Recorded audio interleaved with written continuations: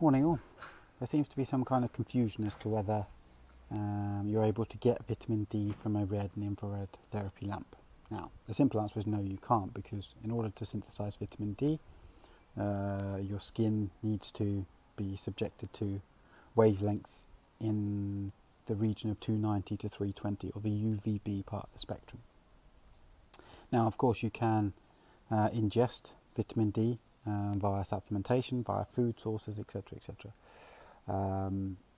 But you're not as efficient, and you can also, if you're taking supplementation, you can also overdo supplementation of vitamin D. Whereas if you're getting it from the sun, then your body won't create too much. So, what you've got to understand is that you cannot synthesize vitamin D from a red and infrared light bulb, because they are in the, depending on what light bulb you have, they are in the 600, maybe up to 950 nanometer range, and you need 290 to 320. Now, what you can do is actually almost improve your skin's ability to tolerate UVB using red and infrared light. And I read one study where they suggested up to an SPF, or a sun protection factor, of 4, which, just for light, so that's not putting anything on. And what you need to think about is, I'm not suggesting you go out and get sunburnt. Have you seen, yes, I'm out here in the sun doing my work because that's where I feel most alive and most optimal. But at the same time, I'm not getting burnt, because it comes back to that sensible sun exposure. And what you've got to realise is, if you are someone that covers themselves up 99% of the year, and then you go and strip off and expect your skin and your body to be able to handle 8 hours of sunlight, probably somewhere closer to the equator as well than you are now, then you've got to understand the disconnect between that. For example, you wouldn't get up today and then go and run a marathon later on, because your body has had no time to adapt to it.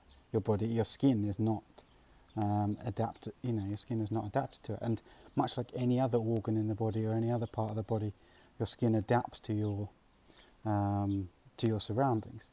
And much like if you have pale skin, you need to be much more aware of the sun and burning than if you have darker skin. And the flip side of that is, if you have darker skin, you need to be much more aware of getting more light and more sunlight than someone that's lighter, because your skin is less efficient at synthesizing vitamin D. And so, your own sun exposure, your own daylight exposure, your own ability to deal with sunlight is going to be very individual to you. But what you need to understand, and I'll go back to the thing, is the red light and the infrared light are not going to help you synthesize vitamin D. They will have a hell of a lot of other benefits, including repairing sun damage, including repairing cellular damage, which is one of the issues with with UVB and UVA, is their DNA damage, the increase in skin aging.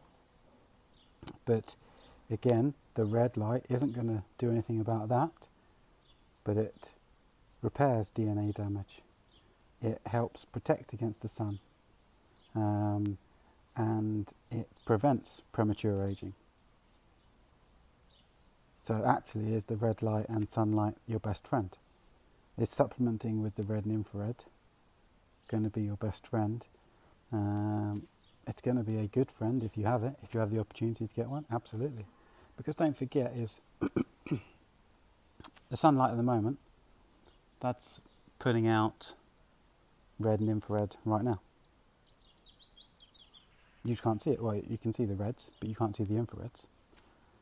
So at the same time, it's pumping out UVA to me right now, so potentially damaging my skin. It's also pumping out wavelengths which don't damage my skin and actually help my skin heal. Now, of course, if I was just and so the UVB, what's the time? Am I getting it now? Yeah, so I am synthesizing a little bit of UVB because the sun is high enough in the sky, but that also means that I'm doubling up the potential damage to my skin. But again, I'm getting the infrared and the red. And will I stay out here a long time? No, I won't stay out here a long time. I'll do some work, and then I'll go in out of the sun. But remember, because the sunlight or the daylight has various other effects on your system, and if you were to look at the vitamin D that you're able to synthesize by being out in the UVB for a short and sensible amount of time, not burning, because we know that burning can lead to cancers. But if you stay out for a short and sensible amount of time and synthesize enough vitamin D, a vitamin D turns into a hormone which controls 5% of your genetic expression. 5%. That's huge. One thing controls 5%. And as we established that many of us are deficient in vitamin D, imagine walking around without sufficient testosterone or estrogen or progesterone. Things just wouldn't work properly. And it's the same with vitamin D. So go back to this day. I've gone off on many tangents here. Is there a link between vitamin D and red light therapy? No, you cannot synthesize vitamin D from red light therapy. But it might be protective. Well, it will be protective of your skin up to an SPF of 4. I read on one paper. I'm going to have to find that paper now I've mentioned it.